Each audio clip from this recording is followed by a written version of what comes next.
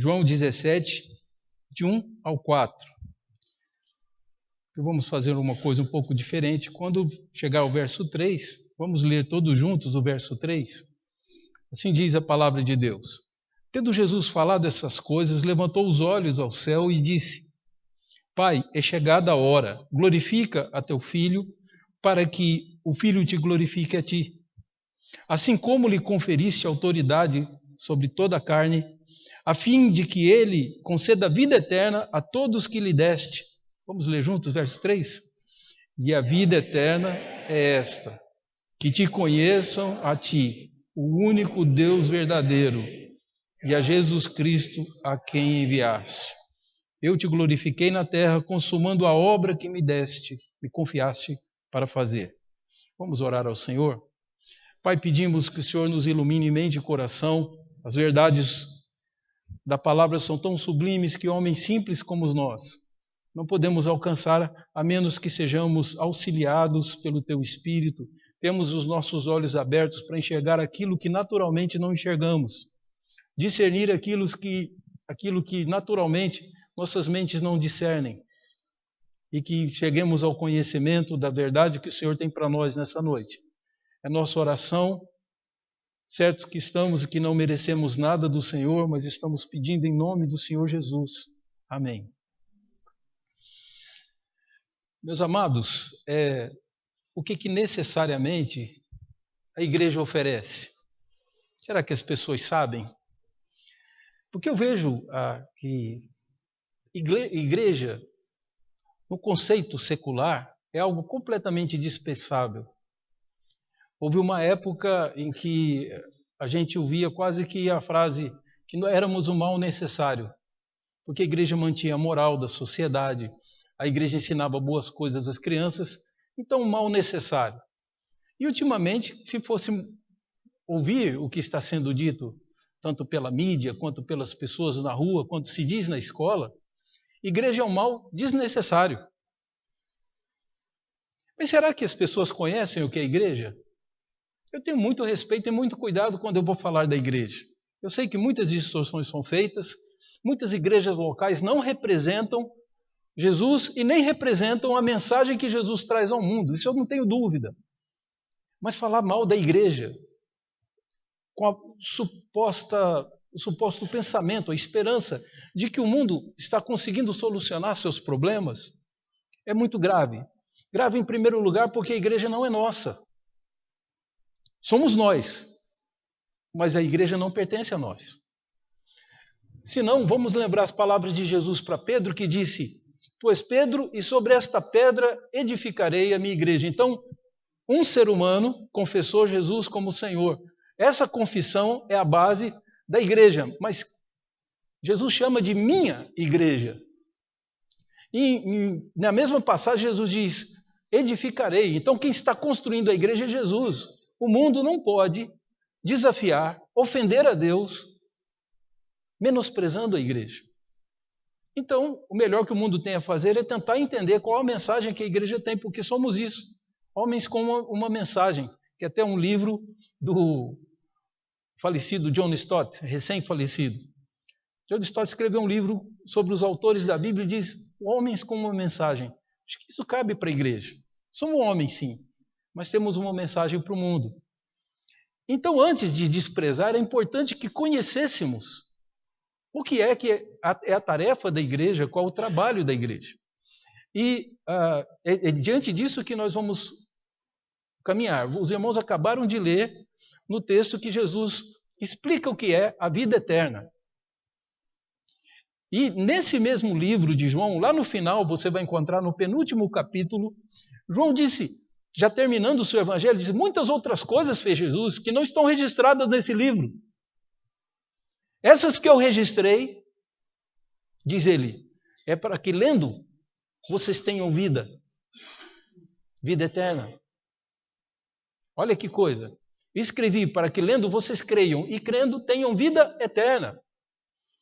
Então a proposta de João nesse evangelho que nós lemos, quando ele já tinha 3 evangelhos circulando pela igreja, escrito um por Mateus, outro por João Marcos, e mais um evangelho escrito por Lucas, muito competentes todos os 3. Porém, uma heresia começa a surgir dentro da igreja e João precisa combatê-la.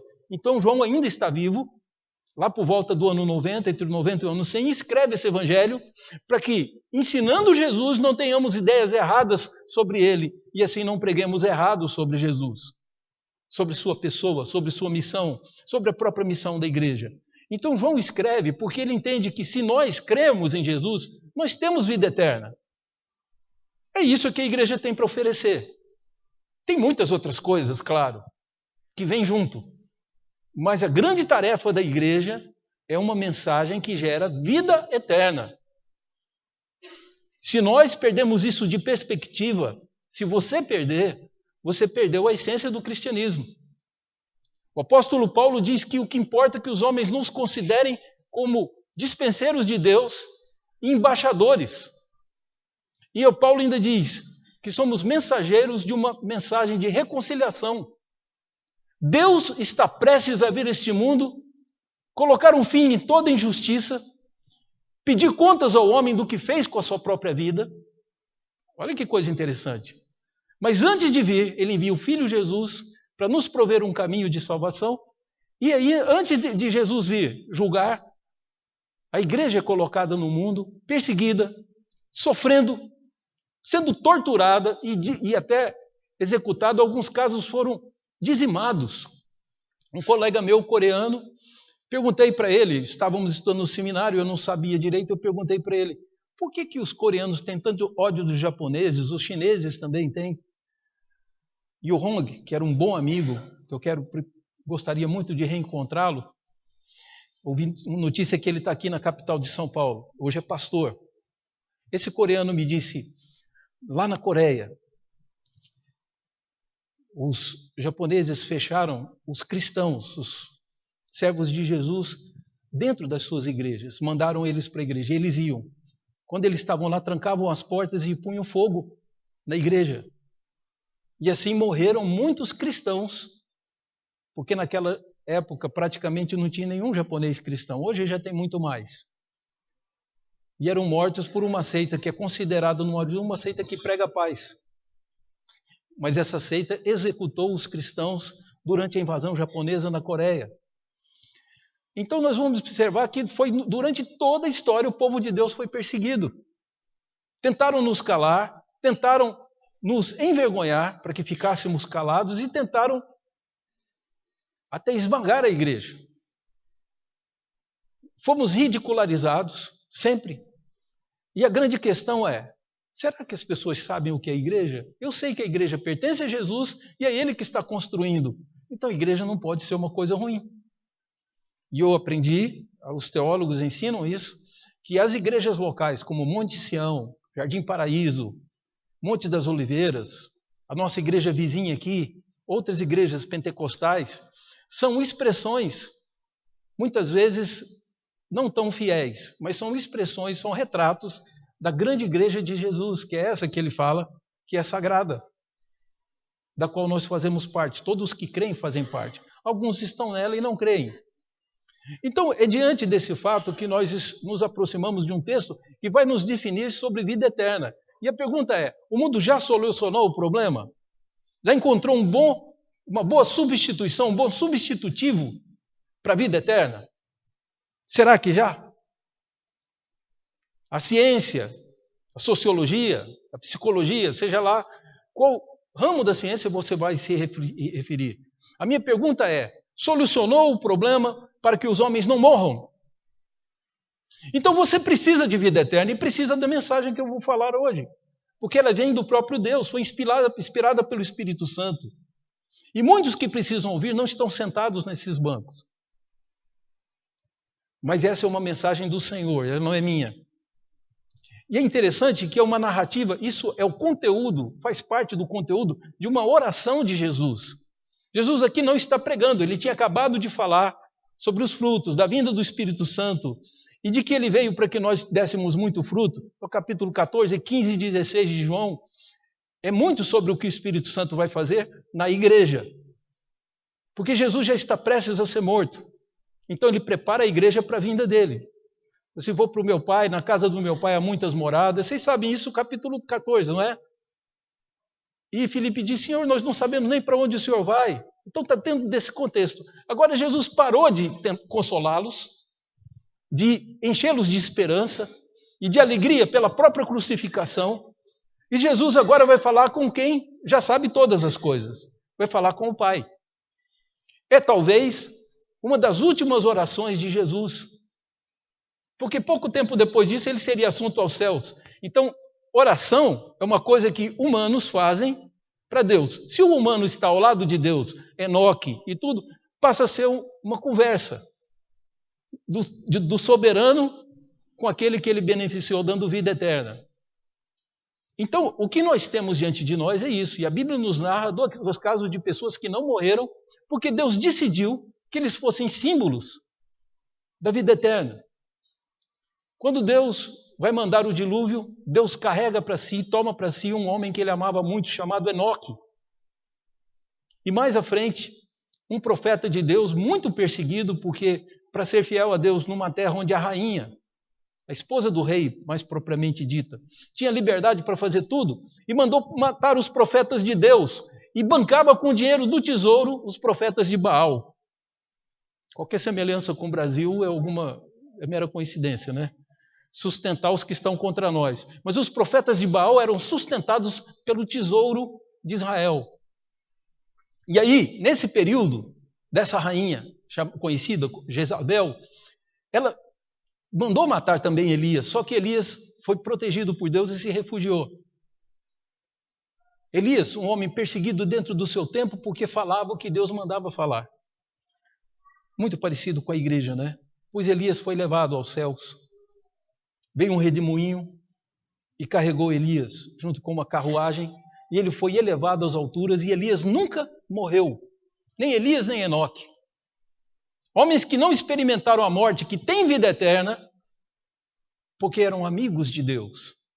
Agora Jesus vai falar sobre os seus amigos na sua oração. Essa oração é quase que uma prestação de conta de Jesus da obra que ele fez, porque dali a pouco ele morreria. Então Jesus, no capítulo 17, faz uma oração, que o título conhecido dessa oração é Oração Sacerdotal. O sacerdote era aquele que intercedia, um homem comum, que intercedia diante de Deus, levava os pedidos, levava as necessidades do povo diante do Senhor para que Deus abençoasse o povo. Ele era o intercessor. Por isso é chamado de oração sacerdotal. E uma coisa curiosa, que Jesus, diferente dos protestantes modernos, não orava com os olhos fechados, ele orava como um judeu ora.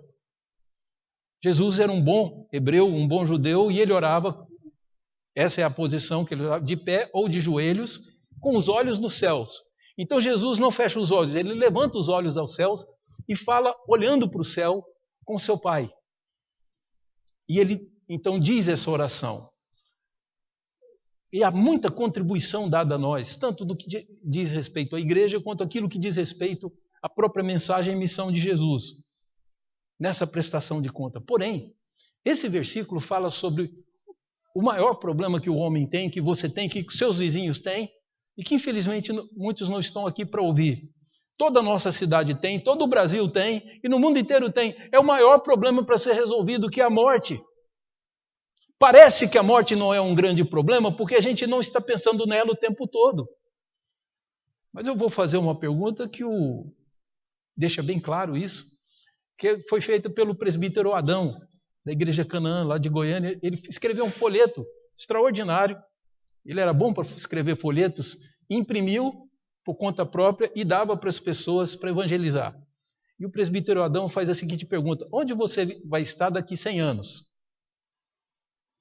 Se você responder essa pergunta, você vai saber se já tem uma solução para a morte ou para o fim da vida. Porque o que Jesus veio fazer é nos oferecer vida eterna. É bem verdade que muitos preferiram uma vida passageira do que uma vida eterna. E não quiseram fazer a troca do definitivo, da solução final, e não quiseram receber essa bênção, esse presente de Deus. Porém, é exatamente disso que Jesus está falando nesse versículo que todos lemos, que eu queria que o irmão acompanhasse para que a gente visse. E ele diz: a fim de que ele conceda vida eterna, falando do que o Filho pode conceder vida eterna a todos que lhe deste. Então não são para todos os homens, é só para aqueles que Deus deu para Jesus como um presente a ele. Verso 3, Jesus diz: e a vida eterna é esta, que te conheçam a ti, o único Deus verdadeiro, e a Jesus Cristo a quem enviaste. Então Jesus faz uma relação entre vida eterna e conhecimento. Você tem que conhecer Deus para ter vida eterna. Não é uma coisa que se pode comprar com dinheiro. Nem se compra com obras de caridade, ainda que algumas seitas digam isso. Não é nada disso.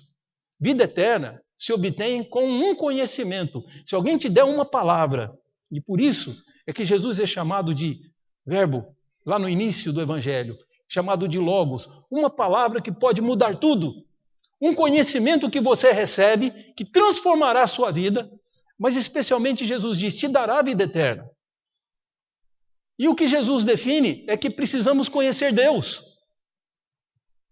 Parece tão óbvio, parece até tolo, de tão elementar que é isso, conhecer Deus. Mas se você olhar à sua volta na sociedade, você vai entender a relevância do que Jesus está dizendo.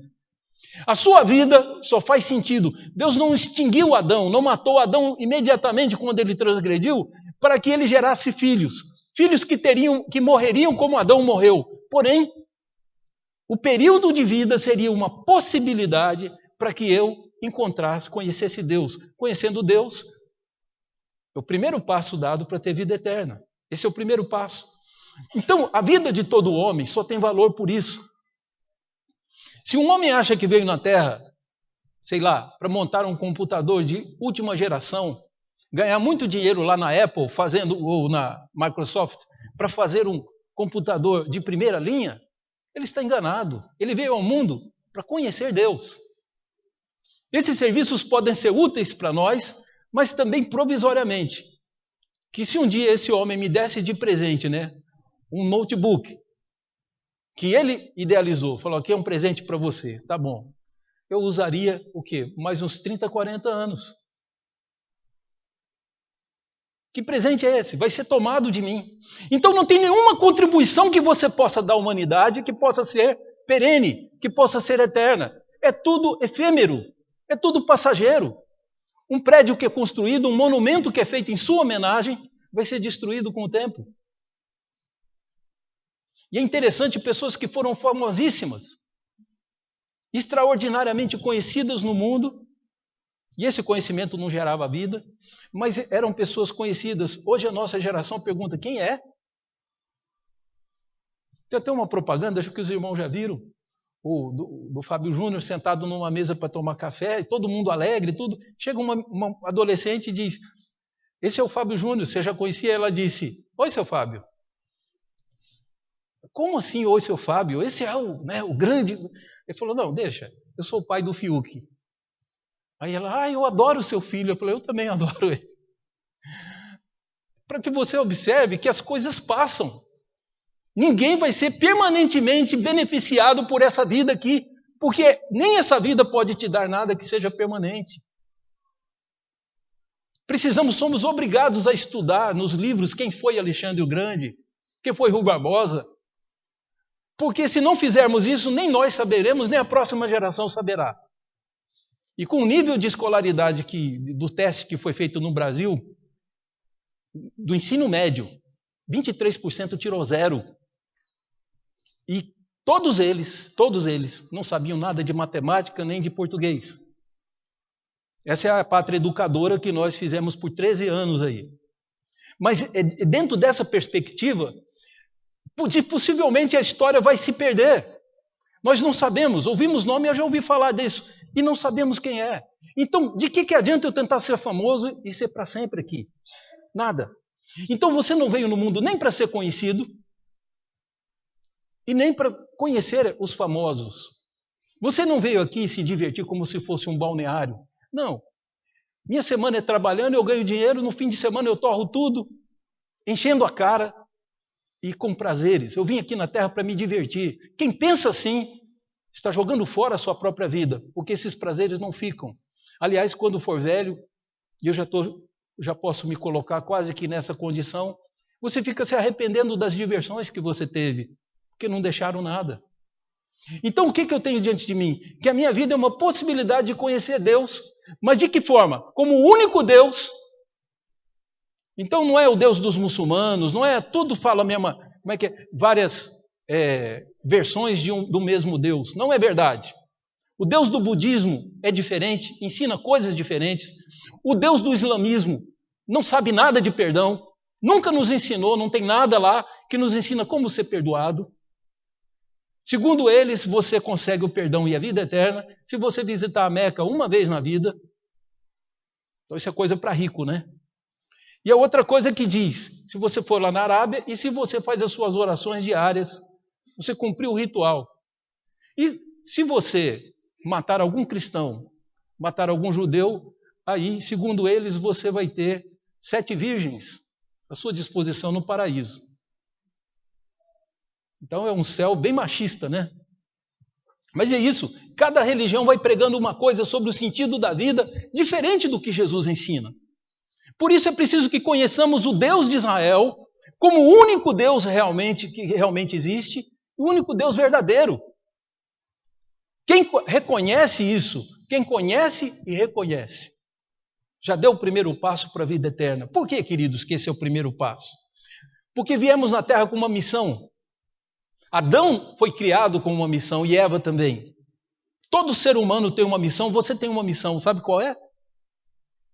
É o primeiro mandamento. Deus diz, amarás o Senhor teu Deus de toda a tua força, de todo o teu entendimento, de toda a tua alma. Se você não faz isso, você descumpriu a sua missão na terra, desperdiçou a sua vida na terra. Como que eu vou amar sem conhecer? Então eu demonstro amor quando eu busco conhecer. Por isso Isaías diz ao povo de Israel, que era considerado o povo de Deus, a igreja de Deus da época, ele disse, buscai o Senhor enquanto se pode achar, invocai enquanto está perto. Ou seja, vai haver um tempo em que ele vai estar longe demais para ser alcançado e vai ser difícil, você não vai conseguir encontrá-lo. São palavras do profeta Isaías, que são muito fortes para nós, Isaías capítulo 55, verso 6. Aqui nós temos Jesus nos definindo vida eterna e ele diz que a vida eterna é esta, que você conheça a Deus. Então você precisa usar todos os recursos que tiver para saber o mais possível que você puder de Deus. E Deus diz que ele não é tão difícil de ser encontrado hoje. Ele diz, me achareis e me buscareis quando me buscardes de todo o coração. Quem não busca de todo o coração não conhece. Então é preciso conhecer o Senhor, e essa é a missão da igreja, tornar Deus conhecido das pessoas. Não um Deus etéreo, um Deus que serve para todas as religiões, um Deus que aceita a intermediação de Maria e ao mesmo tempo a intercessão dos mortos. Os mortos intercedendo por nós e nos orientando. Isso não existe. Todas essas igrejas são incoerentes. Dizer que eles pregam as mesmas coisas é nadar nesse mar falso que criaram de ideias para tentar destituir a importância da igreja. Mas eu gostaria que os irmãos então observassem que o segundo passo é conhecer Jesus Cristo. Porque o Deus único e verdadeiro olhou para a humanidade e disse assim, eles serão destruídos, mas vou resgatar alguns. Então, segundo ele, Jesus foi enviado. Você precisa conhecer Jesus. E aí já descobre, né, de forma clara que Jesus não era daqui. Quando perguntaram para João Batista se ele era o Messias, ele falou, eu falo do que eu recebi de revelação, mas eu sou daqui da terra, eu sou de baixo. Eu prego a vocês aquele que veio lá de cima. Final do capítulo 3 de João, João Batista diz isso. Então veja bem, Jesus não é como os outros. Ele já existia muito antes da terra ser criada. Aliás, ele foi o Criador. E Jesus também desce como homem à terra. E de Jesus Cristo a quem enviaste. É interessante que ele usa o título para ele mesmo. Diz o nome dele, Jesus. Diz, Jesus, o ungido do Senhor, o Messias. Aquele que tinha a incumbência de salvar o homem. Salvar o homem como? Alguém poderia dizer, destruindo o mal da terra. Mas o mal da terra somos nós. Então Jesus foi destruído, permitiu que o matassem, para que nós tivéssemos vida.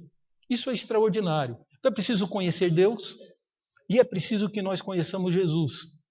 E essa é a tarefa da igreja, tornar conhecido, convidar pessoas para que ouçam, distribuir literatura, chamar as pessoas para que orem ao Senhor.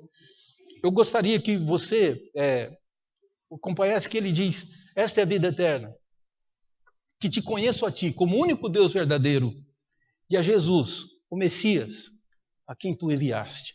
Que a palavra Cristo é uma palavra grega que traduz a palavra Messias, no hebraico, Meshiach, que quer dizer ungido. Então Jesus é o ungido para que nos salvasse. É dele que Deus aceita o sacrifício. E Jesus então virá assim destruir o mal da terra. Ele é o grande juiz escolhido por Deus. Só que antes disso, ele veio e morreu na cruz para criar um caminho para que você fosse salvo. É diante desse texto, queridos, eu gostaria de contar aos irmãos uma história que eu ouvi ainda adolescente. Eu assisti pela televisão isso. Um desses programas que dão notícias semanais contaram em 1970, faz tempo, né? Tem o quê? 48 anos, né? Mais ou menos isso. 1970, uma menina foi diagnosticada com uma doença mortal. Se não me engano, ela era canadense. O seu nome era francês, o nome do seu pai era inglês. Porque no Canadá são esses dois idiomas que se falam lá oficialmente. O nome dela era Geneviève. E ela foi diagnosticada com um mal terrível. Ela morreria, ainda criança. Então o que aconteceu? Os seus pais entraram num programa e ela foi congelada. O congelamento dela tinha um propósito. Vai que encontram alguma cura para a doença dela, que encontram uma cura para o câncer, vamos colocá-la congelada, porque ela sobrevive. Está provado que o ser humano sobrevive congelado. Então, ela não morre, porque perdeu a vida, perdeu tudo. Então, ela fica congelada, ainda viva.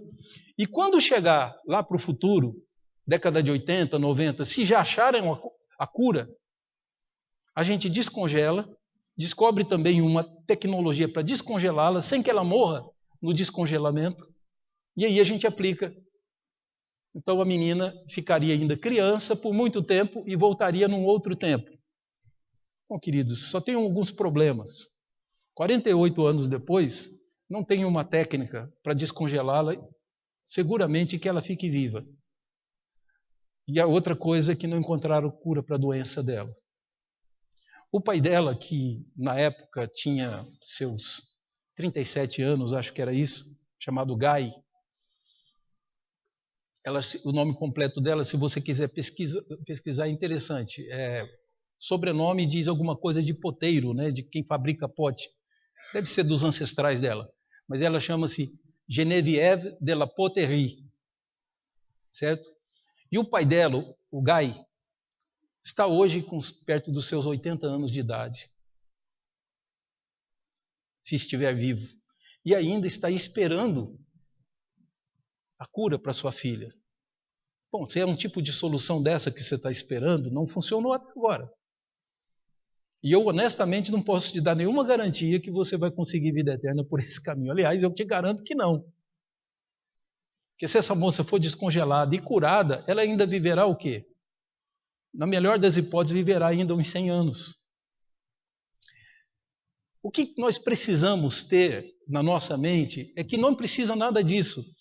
Um conhecimento precisamos de que há um único Deus verdadeiro, que é o Deus de Israel, e Jesus Cristo aquele que enviou. Se tivermos esse conhecimento, nós temos vida eterna. Se eu disser em oração, se eu me arrepender, porque isso tudo pode ser gerado dentro de nós. Eu posso, sabendo quem é Jesus, que Ele morreu pelos meus pecados, me arrepender das faltas, e aí quebrantado, como disse o cântico aqui, diante de um amor tão grande, eu me arrependo do que eu fiz, que eu sei que transgrediu a norma do Deus, o meu Criador. E aí sou recebido por Ele. Fé e arrependimento. Mas a grande verdade, queridos, é essa. Jesus já proveu vida eterna. Não precisa esperar uma solução da ciência, porque eles são muito úteis para fazer a nossa vida melhor aqui. Tá certo? Mas A descoberta da vacina, da paralisia infantil, que é muito útil para gerações futuras. Para quem viveu no século passado, para alguém que já faleceu, né, nos dias de hoje, que utilidade que ela tem? Então estamos dando benefícios para uma vida efêmera, para uma vida passageira, para uma vida que não vai ficar. E o que Jesus oferece é vida eterna. Não tem ninguém no mundo oferecendo isso, a não ser a igreja. Então eu não posso tratá-la com desprezo e nem tratar a sua mensagem, eu tenho que ouvi-la. Eu tenho que vir a ela e tentar aprender do Senhor, porque esse conhecimento gera vida eterna. Se você já tem vida eterna, então siga em frente. Mas se não tem, então você precisa de Jesus, precisa da igreja e precisa da mensagem. Porque os anos passam. Alguém disse certa vez que a única coisa que o amanhã é incerto, né? Que a única coisa que o amanhã pode trazer para nós é o próprio amanhã. Mas pode ser que ele nem traga isso. Porque pode ser que Deus me chame essa noite. Então, a única segurança que eu tenho é Jesus. É isso que eu quero passar para os outros. É isso que a igreja precisa passar para os outros. Precisamos divulgar nossa escola dominical. Precisamos divulgar os nossos trabalhos. Divulgar a nossa mensagem. Trazer visitantes. Para que mais gente possa ouvir sobre vida eterna. E que, se crer naquilo que a igreja prega, terão vida eterna. Essa é uma promessa bíblica e que Deus tem cumprido nas nossas próprias vidas. Vamos orar ao Senhor. Se você não tem vida eterna, se você ainda não fez essa oração, dizer: Senhor, eu reconheço que o único Deus que existe, o único Deus verdadeiro é o Senhor. Os outros são ficção. E reconheço que Jesus é o enviado do Senhor, que Ele é o Cristo Salvador. Se você fizer essa oração, você já tem a vida eterna. É muito simples o que Deus nos oferece. Vamos orar, eu vou dar um tempo para que você ore. Se você já a tem, peça a Deus para te fazer e te habilitar a ser um bom embaixador dele. E quem não tem, que entregue-se a Jesus agora. Vamos orar ao Senhor.